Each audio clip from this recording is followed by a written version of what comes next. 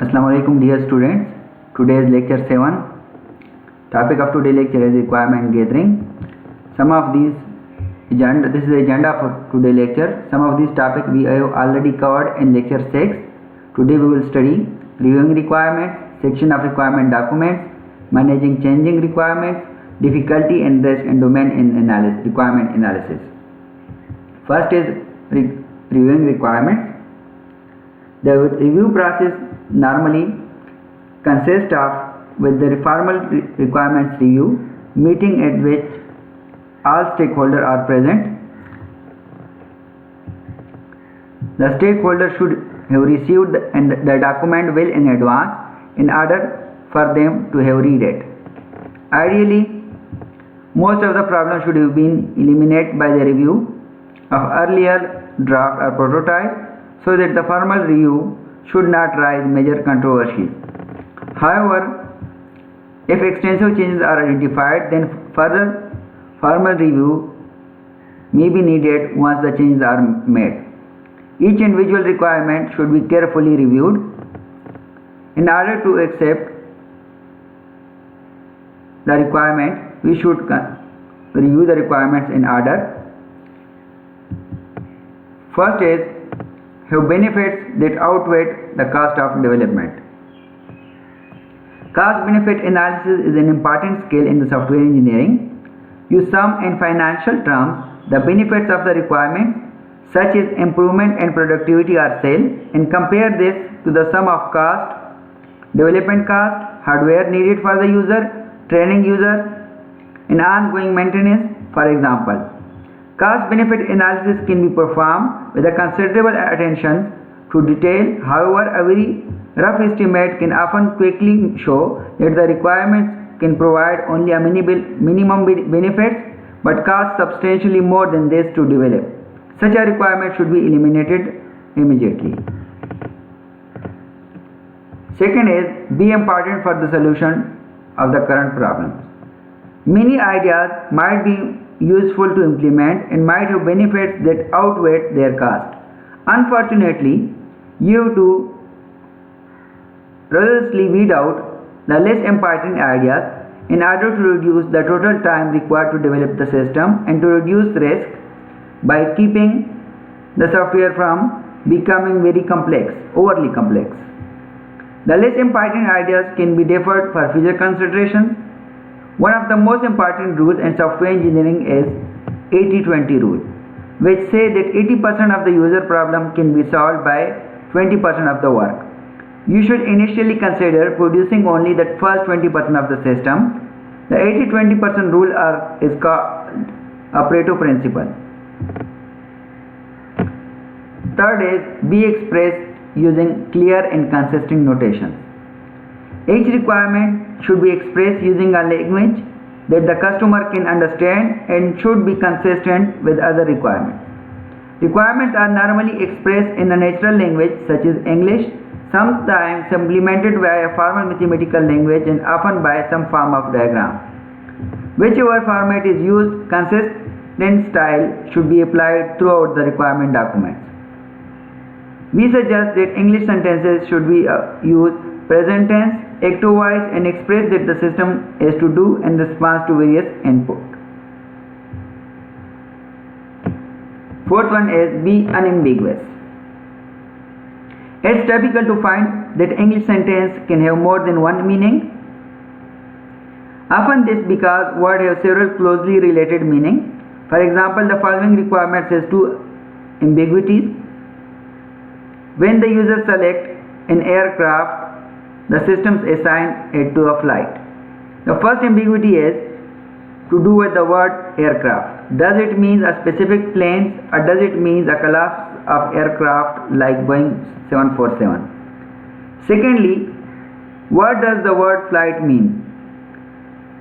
Is the aircraft be assigned just in a particular day departure, or is it being assigned to a general commercial flight and every day at the same time? Be logically consistent. You should check consistency with the many standards with other requirements in the document with the high level requirements in the requirements for other subsystems.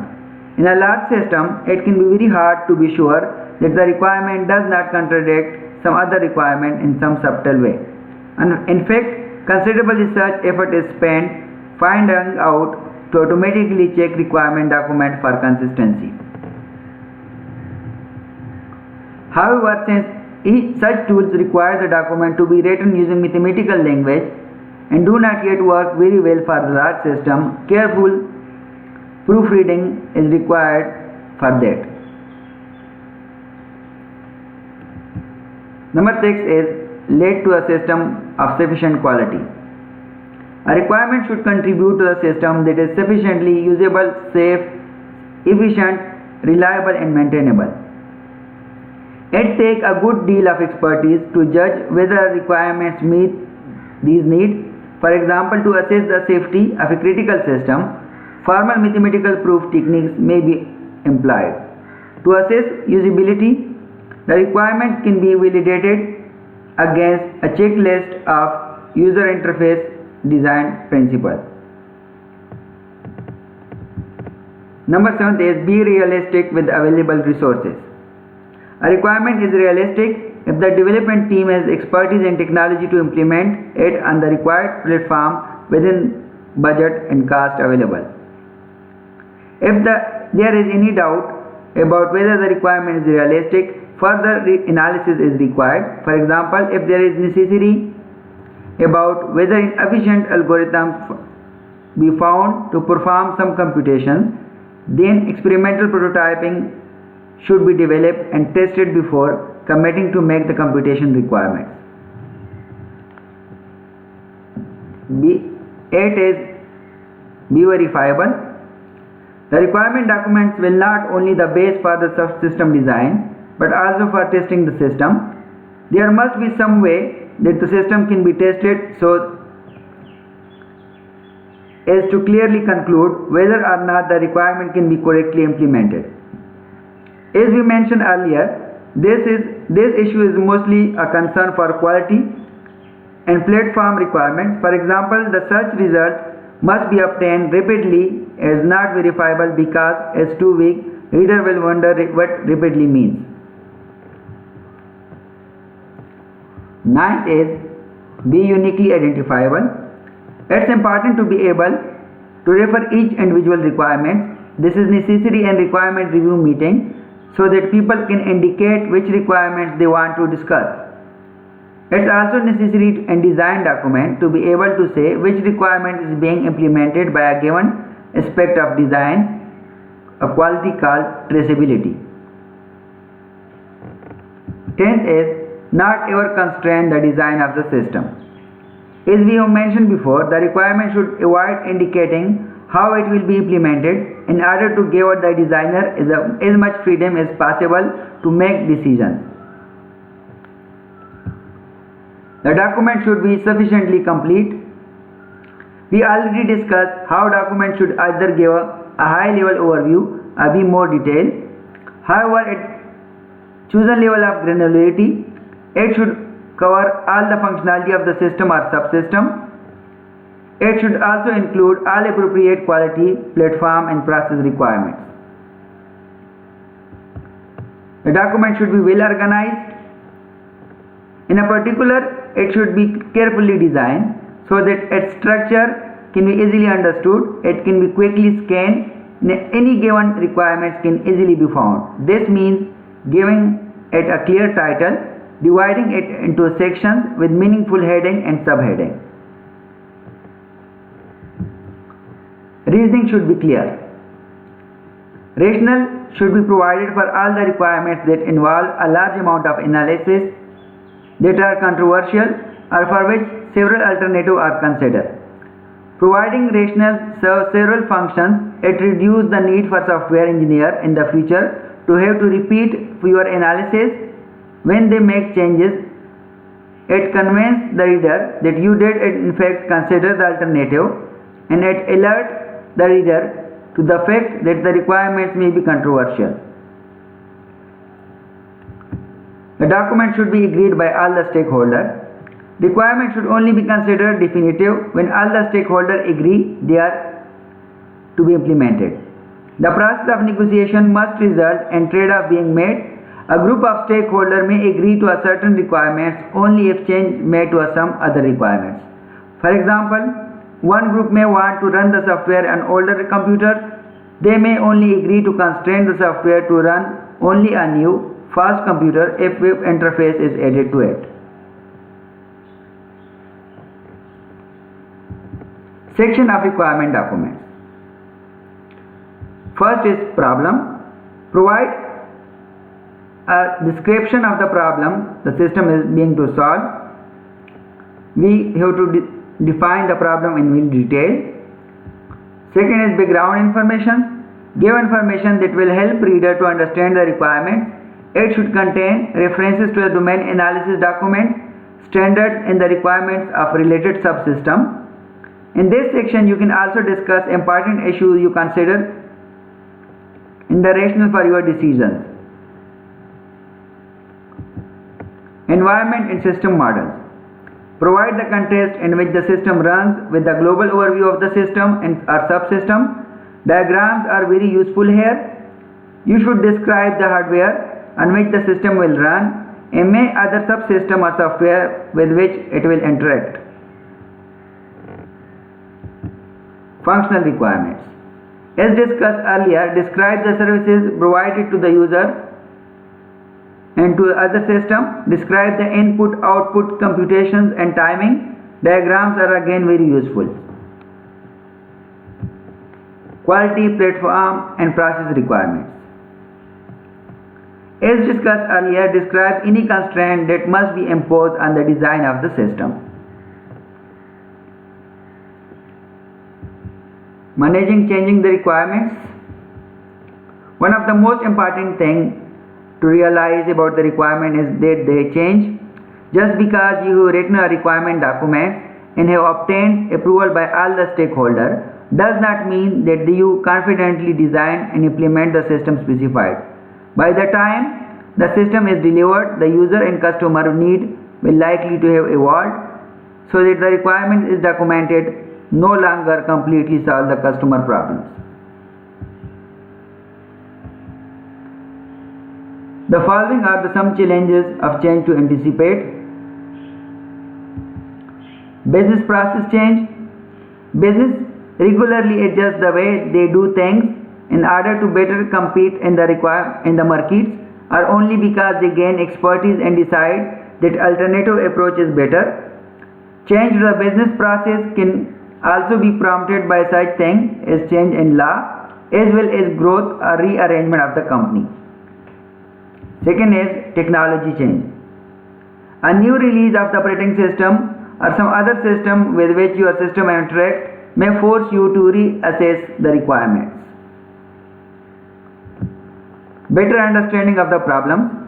Even though everybody might be confident about the requirements when they are first approved, various stakeholders may discover problems when looking at them again and again several months later. Difficulty and risk in the domain and requirement analysis. First is misunderstanding and lack of understanding of the domain are the real problem.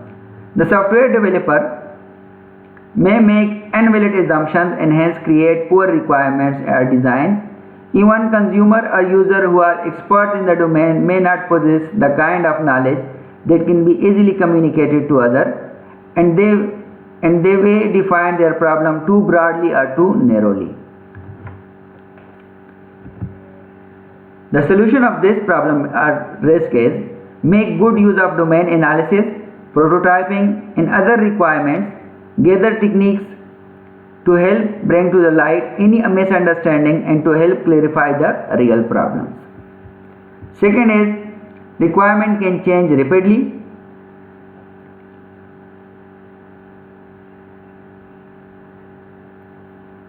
Requirement always change and the rate of change is almost by definition unpredictable. For example, if the requirement dictated by open market, then the launch of competing product might necessitate changing the requirements to stay competitive. change in the requirement can result in completed work being wasted and can result in a deteriorating designs if the original design did not adequately anticipate the change. The resolution to this problem is use an incremental approach to the development, build flexibility into the design, regularly review the requirements and prototype with the stakeholder, and above all, always respect the inevitability of change. Attempting to do too much. This occurs when uneducated boundaries have been placed on the problem or the solution, and when those boundaries are not respected, resulting in requirements creep. Resolution to this problem is use incremental approach and carefully document the problem boundaries at early stage. Carefully estimate the time any proposed requirement will take. Defer major changes to a subsequent release if possible.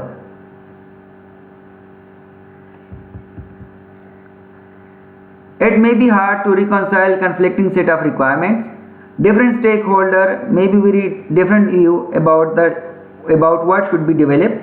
The resolution to this problem is use brainstorming or joint application development session to help different stakeholders see other point of view. Create prototype of the competing versions. When users actually compare different prototypes, they may change their preferences. It is hard to state requirement precisely. Natural language such as English are full of ambiguity, even though everybody thought that they agreed. When the requirement is built, one group of stakeholders may complain that the system does not do what they had expected. The resolution to this problem is break the requirement down into simple sentences and review them carefully, looking for potential ambiguity. Early prototype can also highlight any misunderstanding embedded in the requirements. That's enough for today. Thanks.